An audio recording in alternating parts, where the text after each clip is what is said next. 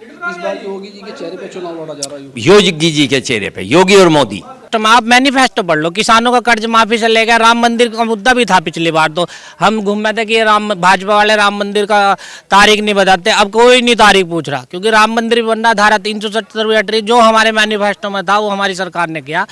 उससे पहले हमने चुनाव देख लिया जो लोकसभा का हुआ, कितना बड़ा गठबंधन था, उसमें तो सारी पार्टी एक थी, जब नहीं हमारे हरा पाई। पहली सरकार है जब से देश आजाद हुआ कि किसानों का बिजली का बिल आधा हुआ। हमारा वोटर साइलेंट है, हमारा वोटर ना विरोध करता ना दंगा करता।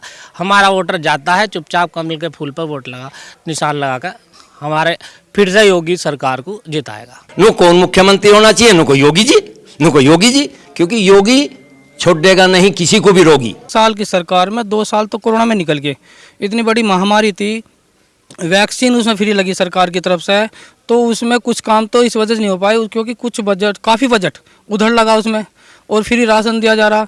ये सब टैक्स द्वारा ही तो सरकार के पास जाता है, वो दे रहे हैं। लेकिन अब की बार जो सरकार आएगी उसमें जो कुछ कमियां रहेगी उसको पूरी करेंगे। बीजेपी की आई तो उत्तर प्रदेश में ऐसा कोई और भी सोतीगंज होगा तो वो भी खत्म हो जाएगा। चुनावी जंग आर पार, कुर्सी पर होगा किसका अधिकार? देखिए रणभूमि सिर्फ NS9 न्यूज़ पर। विधानसभा चुनाव लास्ट चरण में है, लगभग 6 दिन का समय बचा है। 2013 और 2017 से अब की बार परिस्थिति अलग है। एक तरफ किसान आंदोलन है, महंगाई मुद्दा है, और कहीं ना कहीं प्रत्याशियों का लगातार विरोध भी हो रहा है। इस तरह उत्तर प्रदेश विधानसभा का क्या रुख रहेगा? क्या जनता चाहती है इस बार?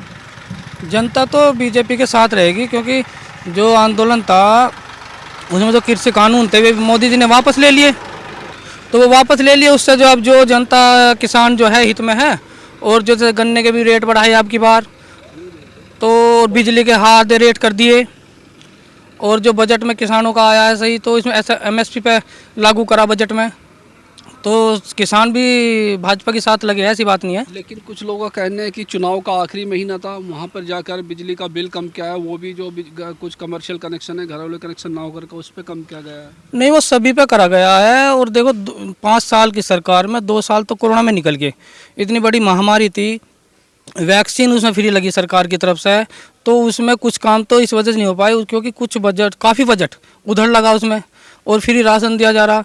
ये सब टैक्स द्वारा ही तो सरकार के पास जाता है, वो दे रहे हैं।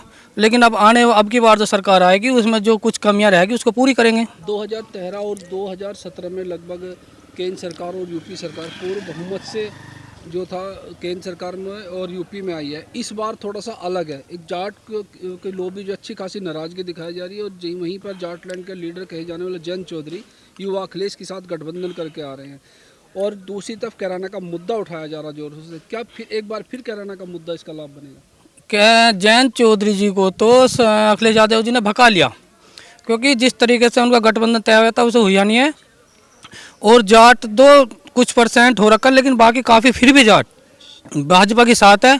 और जो पलायन का मामला था उससे बहुत फर्क पड़ा था, क्योंकि उसमें मोदी जी ने जाके वहाँ से उनका जो मिले हैं उनसे ने बताया है, तो इसलिए उनका कानूनों के साथ सरकार आएगी दोबारा।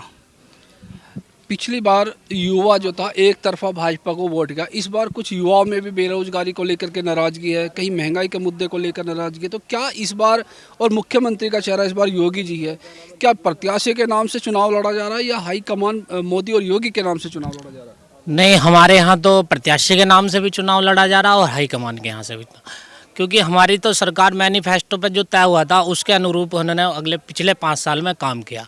देखो, बढ़िया सड़कों के मुद्दे पे हम सरकार में आए थे, बढ़िया सड़कें हमारी चारों तरफ सड़कों का जाल बह।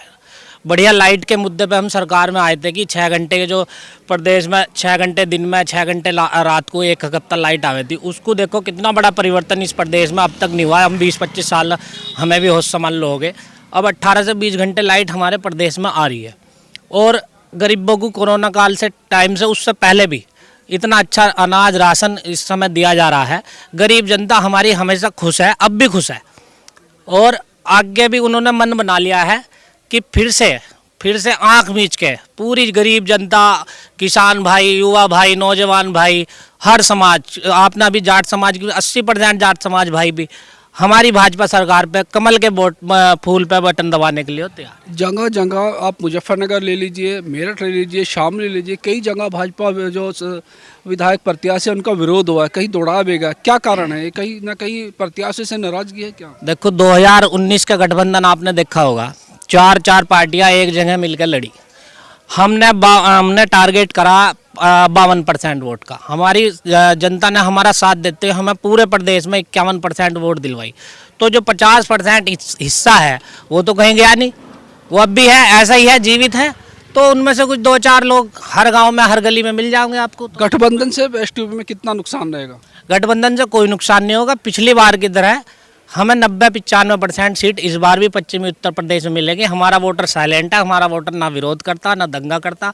हमारा वोटर जाता है चुपचाप कमल के फूल पर वोट निशान लगाकर हमारे फिर से योगी सरकार को जिताएगा। पिछले 2 चुनाव जात पे हुए हैं, धर्म पर हुआ है। इस बार 2022 का इलेक्शन काफ़ी अलग दिखने को मिल रहा है। क्या कारण है कि जात को ना होकर हर वर्ग, हर विकास पे चुनाव आया है? तो विकास किया ना हमारी सरकार ने, विकास किया है, फिर से विकास करेगी। और जो मैनिफेस्टो में, आप मैनिफेस्टो पढ़ लो, किसानों का कर्ज माफी से लेकर राम मंदिर का मुद्दा भी था पिछली बार। तो हम घूम रहे थे कि भाजपा वाले राम मंदिर का तारीख नहीं बताते। अब कोई नहीं तारीख पूछ रहा, क्योंकि राम मंदिर भी बन रहा। धारा 370 भी हट रही। जो हमारे मैनिफेस्टो में था वो हमारी सरकार ने किया। और फिर से हम 300+ की ओर हैं और 300+ ही आएंगे। और फिर से बाबा की और योगी जी की सरकार हम इस प्रदेश में बनाएंगे। चौधरी हरेंद्र सिंह, भारतीय जनता पार्टी सरधना भूमि विकास बैंक अध्यक्ष। मैं ये बता रहा कि जाट पहले से 2-4% हमें फालतू ही मिलेंगे। उससे पहले हमने चुनाव देख लिया जो लोकसभा का हुआ, कितना बड़ा गठबंधन था। उसमें तो सारी पार्टी एक थी, जब नहीं हमें हरा पाई। अब तो केवल एक ही पार्टी मिल रही, बसपा आज भी अलग लड़ रही, तो उसका भी हमें फ़ायदा ही है। दूसरे लोगों को पता है, एससी समाज को, कि मायावती के साथ जो जितनी गड़बड़ मुलायम सिंह ने गेस्ट हाउस में करी थी वो आज एससी समाज नहीं भूलेगा। यदि एससी समाज को वोट करना पड़ा तो वो बीजेपी को करेगा। और जाट और मुलायम सपा ये कभी तालमेल नहीं खाया। और मैं झूठ बोल रहा हूँ तो इतने बड़े आदमी खड़े बुजुर्ग ये मेरा इलाज कर देंगे। अभी मुलायम सिंह ने गद्दा दिया, अजीत सिंह को कभी नहीं उभरने दिया। और जयंत चौधरी का भी अखिलेश ने वो इलाज भर दिया। उसने ना तो उनकी राज्य का कोई कैंडिडेट उतारा और ना ही बिरादरी से उसे जोड़ा, ताकि वो कहीं हमारे में ना आ जा। उसका ऐसा ढंग भर दिया कि मोमडन कैंडिडेट उसके नाम पे दिए। वे हमारे साथ टूट के नहीं, उसे पहले ही डर था कि जयंत टूट के इनके साथ चला जाएगा। 2017 में और 2013 में जाट लॉबी बड़े स्तर पर भाजपा को थी। और इस बार 2022 का इलेक्शन थोड़ा सा अलग है। कुछ किसान आंदोलन की नाराजगी है। किसानों को बहुत बड़ा लाभ कर दिया बीजेपी ने, वो भी 2-4 दिन में समझने में लगेगा। 50% आगे, 20% और आ जाएंगे। 2-4-5 दिन हैं और किसान भी अब सब समझता है। आप देखिए, किसान को चाहिए स्वच्छ रास्ता, स्वच्छ मील। हमारा मील इतना अच्छा मील है, हमारे पूरे विधानसभा में सबसे ज़्यादा लाभ मील का हमारे यहाँ किसानों को। समय से पेमेंट मिलता है, आज तक कहीं नहीं मिलता।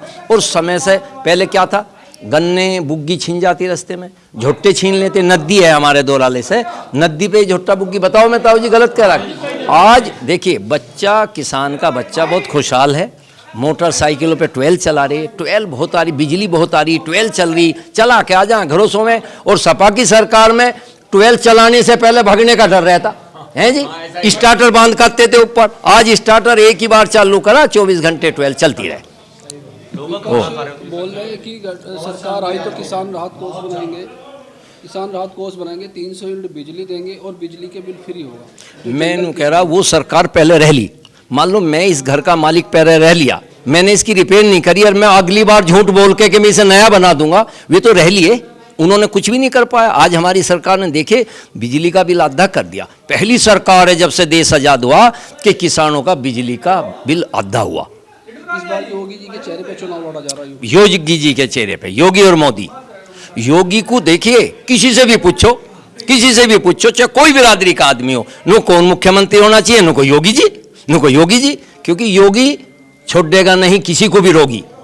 और वे जो हैं उनको हम भुक्तभोगी, वे तो हमने भोग लिए। एक प्रकरण चला मेरठ सोतीगंज, जो कबाड़ी के नाम से एशिया लेवल पे भी मशहूर रहा है। और प्रधानमंत्री जी ने बड़े मंच के माध्यम से सोतीगंज का मुद्दा भी उठाया है, जी। यहाँ पर अक्सर बड़ी कीमती गाड़ियाँ आकर कटती थी। उसका कितना लाभ आपको मिलने जा रहा है? उसका जी 3-4 सीटों पे तो बेहद लाभ है, शहर की और सरदाना तक उसका फर्क है। मोदी जी ने अपने भाषणों में कहा, इतने बड़े जो पूरे राष्ट्र चारा जिस प्रधानमंत्री को, उसने अपने मुंह से कहा, तो जनता ने सुना, उस रैली में हम भी वहीं थे नज़दीक, उसका भी बहुत लाभ है।